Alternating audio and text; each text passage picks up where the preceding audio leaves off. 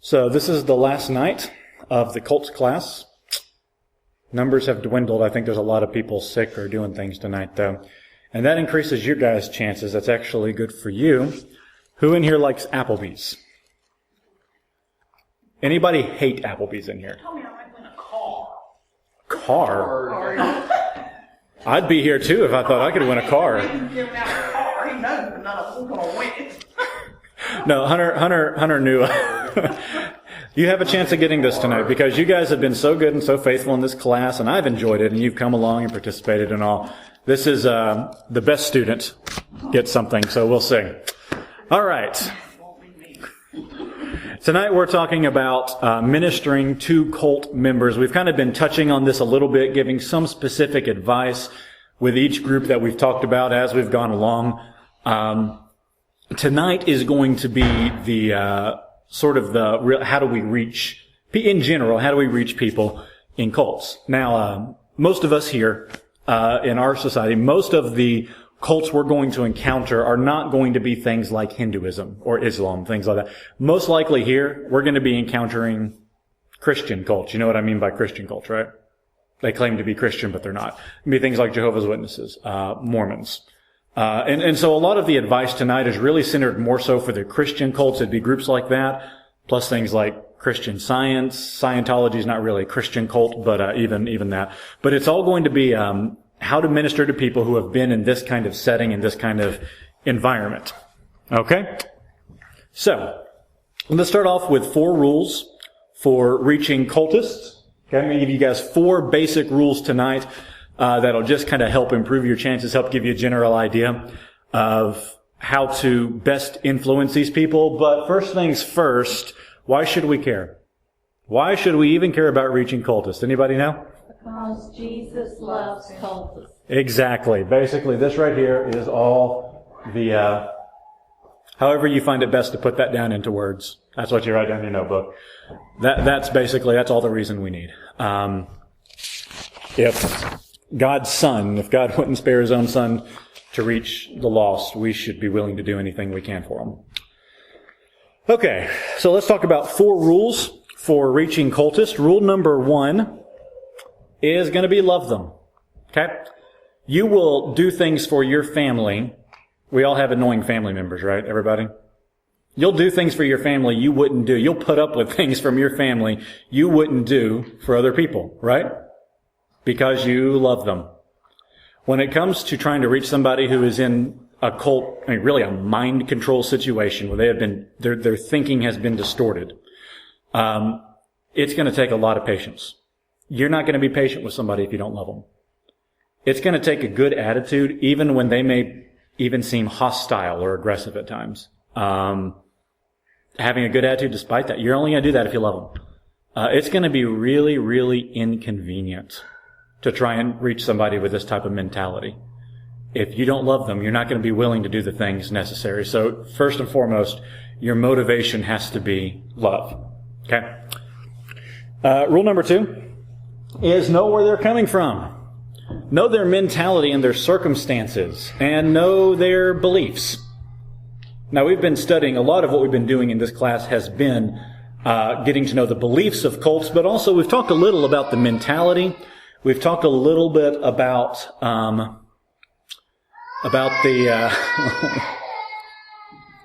we've talked a little bit about the circumstances, the common characteristics among cults. Do you guys remember any of those common? They were way back in lesson number 1. Well, we'll talk about those for just a second. Know the mentality and the circumstances behind a lot of cult beliefs. There really is a lot of mind control. There really is a lot of brainwashing that goes on. You can change the slide there. A lot of brainwashing that goes on with a lot of these cult groups. These people are conditioned over and over again. Don't question authority. They have an authority that they're supposed to listen to, and they do not question that authority. We'll come back to this slide real quick. Let me give you an example really quick. This is a quote from the Watchtower. You guys remember Jehovah's Witnesses, that is their primary magazine, is the Watchtower. Okay, this is an older one, but this is how the Watchtower, this is how they teach their members. If we do not see a point at first, we should keep trying to grasp it, rather than opposing it and rejecting it and presumptuously, so if you're questioning it, it's because you're arrogant, presumptuously taking the position that we are more likely to be right than the Watchtower Society, the organization, their authority. Don't even question them. We should meekly go along with the Lord's theocratic organization and wait for further clarification. I mean, these people are conditioned that the one thing you don't do is you don't question the people who are telling you what to think. And that makes it very hard, because over time you hear that over and over again. It's hard to break out of that cycle. All right, more on mentality and circumstances here. They're taught to never question authority. They are taught to feel antagonism towards opposing beliefs. And really, people have studied the mentality of any kind of belief system. Psychologists have studied that. And people have looked at the mentality of cult members. And what we find is that they are taught to go off with certain triggers. For example, okay, when I say the word 9/11, what kind of feelings come to mind for you? Destruction. Trade towers collapsing. What kind of things do you think of? Angry, maybe? Sad? Frustration? Those are feelings. Now understand, those are feelings that are conditioned with a certain thought in mind. And those are understandable, because that was a tragic thing. Understand, cult members are conditioned to associate those kind of feelings with things that might challenge their mentality, though. The kind of feelings we get when we think about a horrible terrorist attack, they get when they hear the words like, I'm a Christian. I go to such and such Baptist church. I believe in the Trinity. Things like that. They are they feel instant antagonism when you say those things. So this is not just a simple change your mind on it. This is very difficult for them. They're taught to think in contradiction. You guys remember a few weeks back we talked about Christian Scientists and how they believe that basically you can overcome any pain and illness and sickness in your life by realizing that it's not really there, and even your body is not really there. That doesn't make a lot of sense. Why would you be concerned about overcoming pain and illness if you didn't have a body to have pain and illness? It's a contradiction, but they're taught to think that way. They're taught to be comfortable with contradictions. And there is an incredible fear of leaving cults, and this is not just Christian cults. This is religions all over the world. A person leaves Islam, there's a chance their life could be in danger. A person leaves Hinduism, their family may never speak to them again. In Mormonism, Mormonism believe in all these different places you can go in the afterlife. There's only one way to, pretty much there's only one way to get to hell in Mormonism. You know what that is? Leave the Mormon church. They are scared to death to leave these groups. So this is an enormous uphill battle. You gotta understand their mentality and their circumstances, and you gotta be sympathetic and gentle with that. But you also have to know their beliefs. You have to know something about what they already believe. So we're going to test how good a students you guys were in this class. You may not look at your old notes. You may not look through old stuff. But we're going to have a 20-question quiz and compare scores. And the person who got the best score is going to win a $25 gift card for Applebee's. So that's good for some of you. Joe and Gail, you guys have 2 shots at this. Hunter and Louise, you guys have 2 shots, all right? So, you better, Hunter. And you can't combine your scores. So, let's talk about, let's go over some questions here. I'm going to go through these, and I'm going to let you guys mark down the answers, and then we'll come back through and talk about the answers. It is multiple choice. You have 4 choices on every one. You can guess. If you're a good guesser, you can win it too, okay? All right, let's play Do You Know Where They're Coming From? Okay? Let's do first slide there, dear. All right. Which of the following is an example of a Christian cult? We talked in the first class about what a Christian cult is. Is it Hinduism, New Age, Scientology, or Mormonism? Which one is an example of a Christian cult? Okay. Really going to take like 5-7 seconds on each of these. So, number 2. In order to weed out non-Christian belief systems, The early church created these. Was it contracts, creeds, credentials, or coloring books? D! But it's like the standard publishing, right? You color this picture of Jesus and it teaches you there, right? Okay, now. Yeah. Contracts, creeds, credentials, or coloring books. It's alliteration there, too. I thought that was clever. All right. Number 3. Which of the following is not a common characteristic of cults? It is not something that you find in cults, okay? Cognitive dissonance. Anybody remember what that is? It's when you believe two contradictory things at the same time, okay? Cognitive dissonance, extra biblical holy book, so a holy book other than the Bible, a high value of Orthodox Christian doctrine, meaning they respect the traditional Orthodox Christian doctrine, or persecution complex, meaning they believe that the whole world's against them. It's everybody's trying to persecute them. Which one is not a common characteristic of cults? Okay. Number 4. Who started the Watchtower and Bible Tract Society, also known as Jehovah's Witnesses? Was it Siddhartha Gautama, Charles Taze Russell, Joseph Smith, or Tom Cruise? We did talk about Tom Cruise at one point in this class, so. Okay. Number 5. What medical procedure do Jehovah's Witnesses currently forbid among their members? Currently is a very important word there. Vaccinations, cosmetic surgery, hernia repair, or blood transfusions. What did they forbid their adherents, their followers, to actually have? Okay. Number 6. What non-existent language did Joseph Smith claim he translated the Book of Mormon from? Remember, he found these gold plates, and he translated it from a language. What was the language he claimed he translated it from? Was it Reformed Egyptian, Abrahamic Hebrew, Martian, or Ancient Mayan?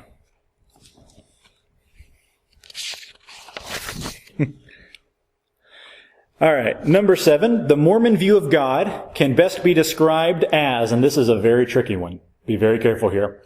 Monotheism, pantheism, polytheism, or henotheism. And I'm not going to tell you what any of those mean, because you got to remember this is a tough one. Mormon view of God. Okay. You still got people thinking there. I don't want to rush ahead of you there. All right. Number 8. What was the primary form of Judaism that resulted from the destruction of the temple in 70 AD? So in other words, you had all these different sects of Judaism, and then when the temple collapsed, you had them all kind of move to one certain group, all right?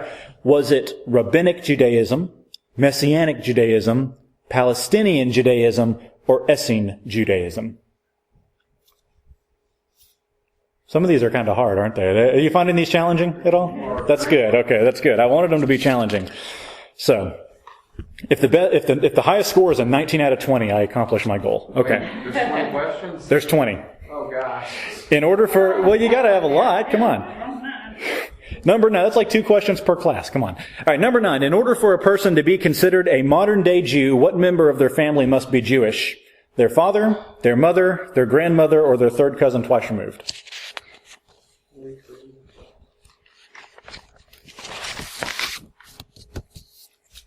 Okay, now we're on to Islam.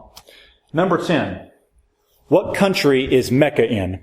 Iran, Iraq, Turkey, or Saudi Arabia? I actually did not know this until I started studying up for the class. Number 11. What are the 2 major groups of Muslims? Caliphates and Jihadists, Eastern and Western, Sunni and Shia, Jehovah's Witnesses and Mormons. Which 2 groups are the Muslim groups?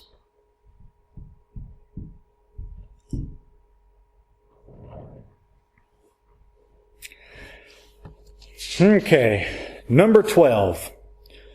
Which of the following do Muslims believe about Jesus? So of these 4, only one of them Muslims actually believe. They reject all the others. All right. They believe he is God. He is God's son. He is God. He never died, or he rose to life. Which one do they believe is true about Jesus? They reject all the other 3.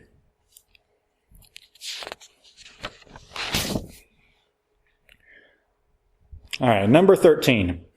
Hindus believe that all things are either Brahman or what?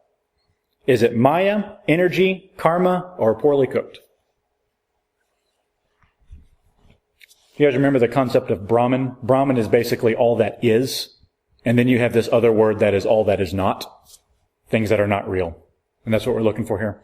Maya, energy, karma, poorly cooked. Number 14.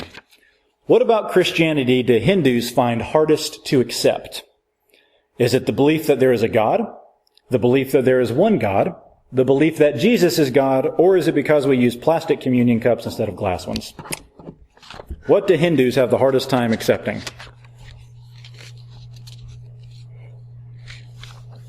Okay. Oh, okay. We're waiting. He's really considering D on that one. He's thinking real hard here. Yeah, I know. Okay. Go ahead and tell you, the next one is one of the hardest questions, I think. Number 15 is, I think, one of the hardest, unless you just really got an awesome memory. This is one of the hardest. Which Hindu way, or major movement in Hinduism, which Hindu way resulted in Buddhism? In other words, Buddhism came out of which big movement in Hinduism? Was it the way of works, the way of knowledge, the way of devotion, or was it Bhakti Hinduism?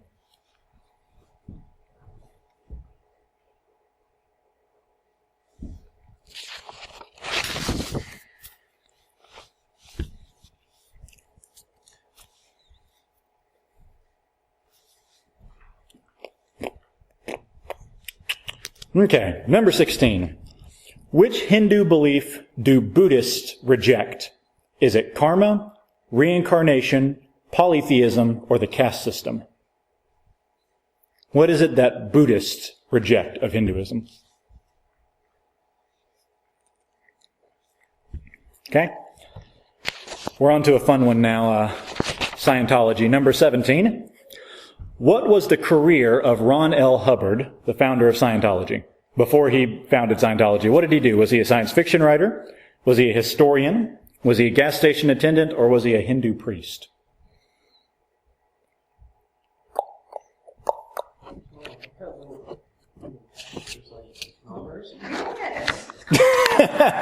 Were you writing them down somewhere else, Hunter? I'm so sorry. Oh, that's sad. We provided the little note. Sorry. I made a little place for the letters. You could write them down with each one. Make it easy. All right. What are we on? 18 now? Yeah, number 18. According to Scientology, now think hard about this one. According to Scientology, what was the name of the intergalactic alien governor who attempted to kill us all by placing our bodies around volcanoes and detonating them with atomic bombs? Was it Bakar, Krolog, Xenu, or James T. Kirk? It was James T. Kirk? You can't trust that guy.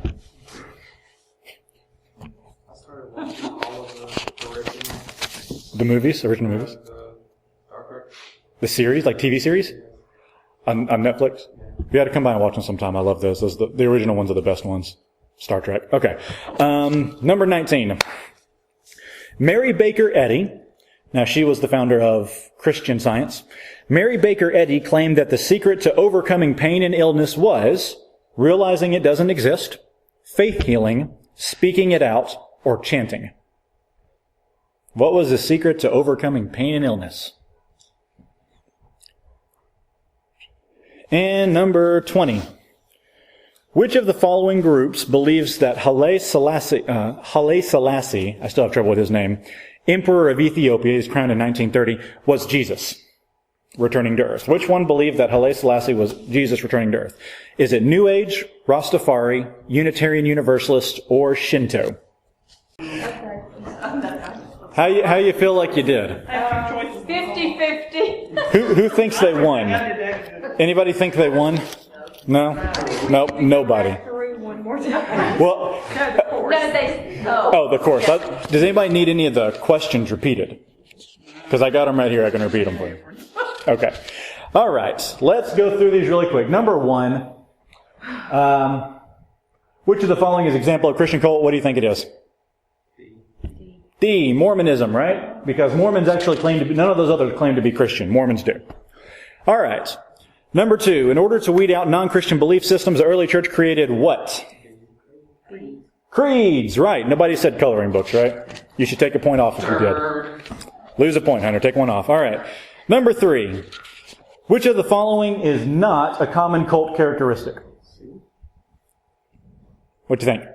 C. C? Anybody else? C? Yep. C is right. They really reject Orthodox Christian belief.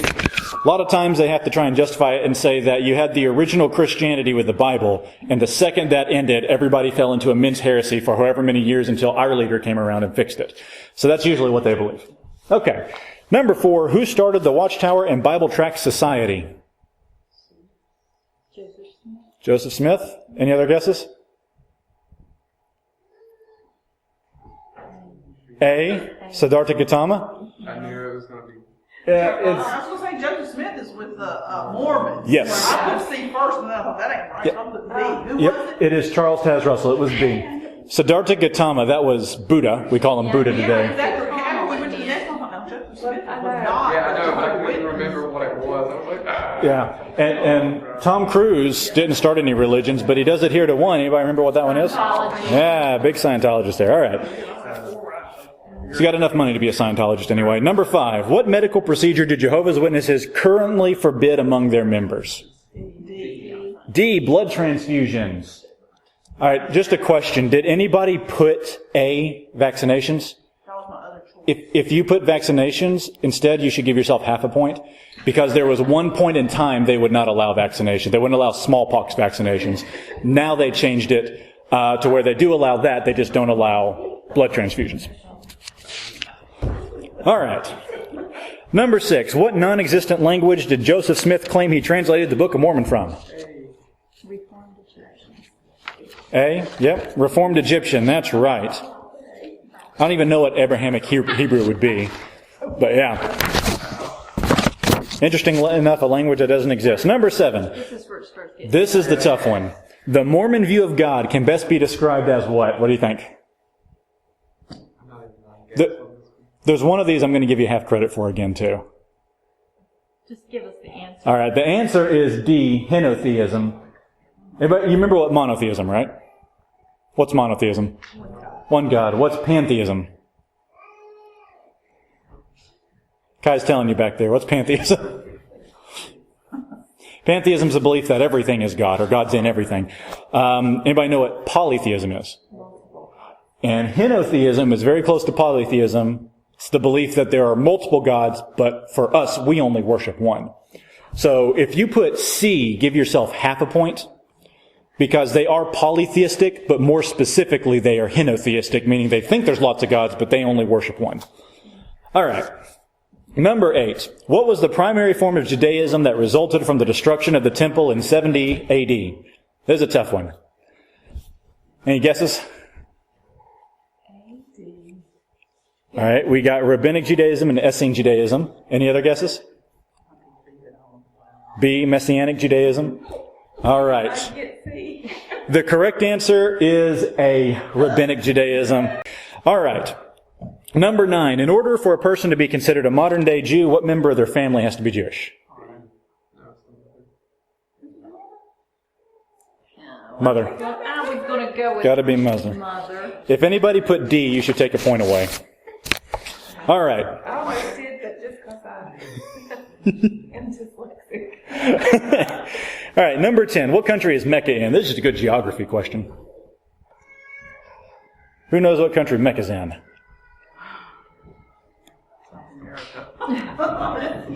Of many Muslim countries, this is one that the U.S. actually has pretty good relations with, actually. Saudi Arabia. Yep, certainly better than Iran or Iraq. Yeah. All right. Number 11. What are 2 major groups of Muslims? Anybody want to guess? C? Did anybody put anything other than C? C? Yep. It's Sunni and Shia. If you put D, you need to take off a point again. Okay. Number 12. Which of these do Muslims believe about Jesus? They have a very different view of Jesus from us, but what do they believe about him? All right, I'm going to answer is C. They believe he never died. That's the unique thing. They don't believe that he's God's son, at least not in any special sense. They don't believe that he's God, and obviously if they don't believe he died, if they don't believe he died, they don't believe he rose to life. So, yeah. So they don't believe he rose to life. All right. Number 13. What's that? No. They believe that he went off and he died a normal natural death somewhere else. They just don't believe he died on the cross. I'm sorry, that wasn't very specific of me there, but yeah. Number 13. Hindus believe that all things are either Brahman or, what's the word for just an illusion? Anybody want to guess? It's not D, I'll tell you that. Alright, it's A, Maya. If it's not Brahman, if it's not something, it's Maya, so it's just an illusion. Yep. Alright, number 14. What about Christianity do Hindus find hardest to accept? What do you think is the biggest challenge to a Hindu? There is one God. Yeah, because they have no problem believing in God. They believe in lots of them. They have no problem believing Jesus is God. They already have lots of gods. What's one more? And I don't know that they have an opinion on the communion cups issue, but they have a trouble believing that there is only one God. All right, number 15. This is a tough one. Which Hindu way resulted in Buddhism? Anybody want to take a wild guess? D. Actually, I'll tell you, there's one that's on there twice. And D is the one that's repeated twice. That's the wrong answer. I'm sorry. Yeah, the answer is B, the way of knowledge. The way of devotion and Bhakti Hinduism are actually the same thing. Yeah. Okay. Number 16. Which Hindu belief do Buddhists reject? This is the main thing that separates Buddhists from Hindus, at least in the Hindu's mind. Is it karma, reincarnation, polytheism, or the caste system? Yep, caste system. And that one reason is why, pretty much the one reason why Hindus don't think Buddhists are actually Hindu. Yep. All right. Number 17. What was the career of Ron L. Hubbard, founder of Scientology? Science fiction. Yeah. You look at that belief system, that one's pretty easy, isn't it?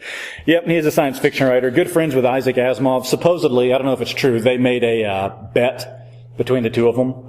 He said, I bet I could start a religion and get a bunch of people following it. And Asimov said, no, you couldn't. And they made a bet, and he ended up doing it. So, number 18.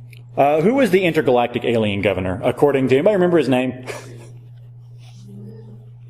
Say Xenu? Yep. Xenu. C. Xenu. All right. Number 19. Mary Baker Eddy claimed that the secret to overcoming pain and illness was...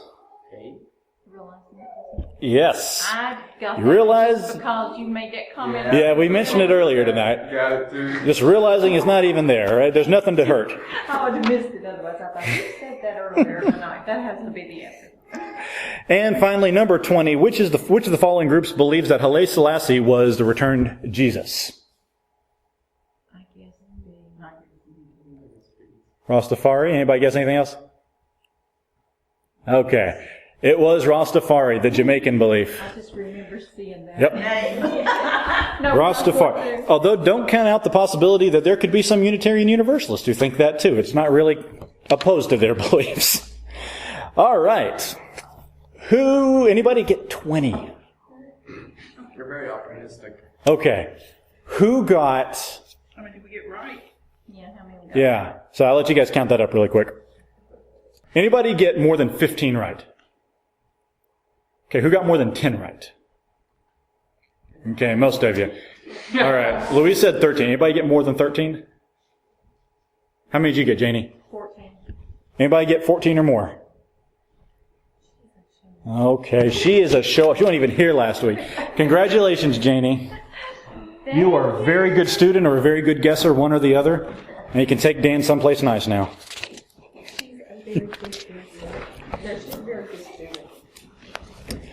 Okay. Now, if you remember, we're in the middle of talking about four rules to reach cultists, right? And that was part of knowing their beliefs, knowing where they're coming from. All right? Rule number 3, we're getting very close to the end here. Rule number 3 is scale the language barrier. Okay? We talked about this the first night, and we've mentioned it a few times, but a lot of cults, they will change around words and meanings of words to fit their beliefs. Because especially Christian cults, they're having to exist in a Christian environment, And yet they have to be able to redefine Christian words to Christians to make them sound like they're Christian when they're not. Now, please understand, this is intentionally deceitful. When a Mormon missionary or a Jehovah's Witness comes to your house and says, oh, we believe basically the same thing you do. We believe all the same about Jesus and about God. They are lying and they know it. All right. I don't know how they get around it. I don't know how they justify it, but it is intentionally deceitful to try and trick you. They will change words around to fit their benefit. All right. Let me give you an example. Have you guys ever heard the term former person? In the USSR, in the former Soviet Union, they had this whole category of people that they stopped referring to them as people, and they started labeling them as former persons. Any idea why they might want to do that?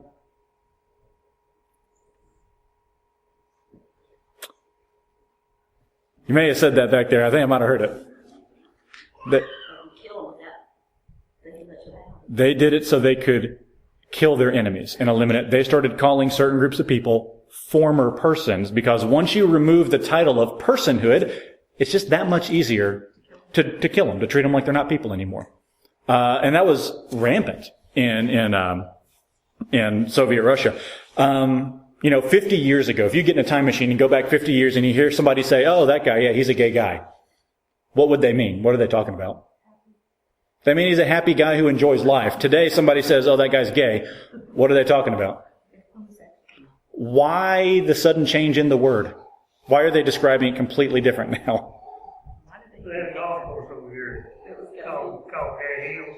Oh, really? Did they have to change the name? Yeah. Gave the wrong impression, didn't it? Yeah.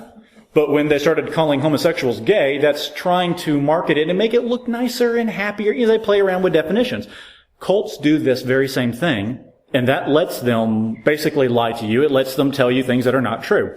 All right, now we gave this example. We'll go over it again. But first class, we did this example of what we mean when we talk about Jesus, right? You go up to a cult, you go up to people and you say, do you believe that Jesus, or do you believe in Jesus Christ? You can change slide there, dear.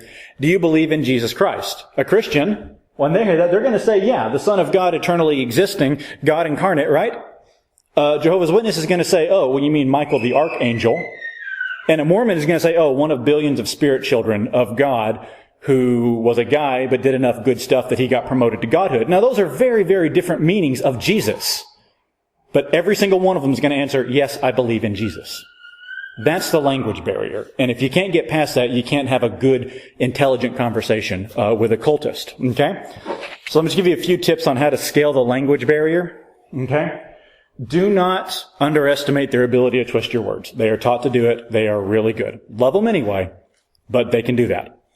All right? Constantly define your terms. We believe in Jesus. Wait a second. Who are you talking about by Jesus? When I say Jesus, I mean this. What do you mean when you say Jesus? All right? Keep biblical citations in context. They are very good at taking the Bible out of context. Okay? Know the context. Know what you're talking about. And also be specific. Constantly insist on being specific about everything. All right? Don't tolerate playing around with the words and language. Say, wait a second, that doesn't mean that. We already established this means something. Let me give you an example. If I had stolen some money and you were my lawyer and you asked me how much money I had stolen, and I said, $300. Well, technically that is petty theft. But if we went to the courtroom and they read the charges against me and they said he's actually stolen $500, all of a sudden that's not petty theft, that's grand theft. And you would say, well, why'd you tell me $300? Well, I meant, $300 more or less. You see, you can't have an intelligent conversation when that kind of redefinition is going on. So insist on getting your definitions down straight. And one more slide, number 4.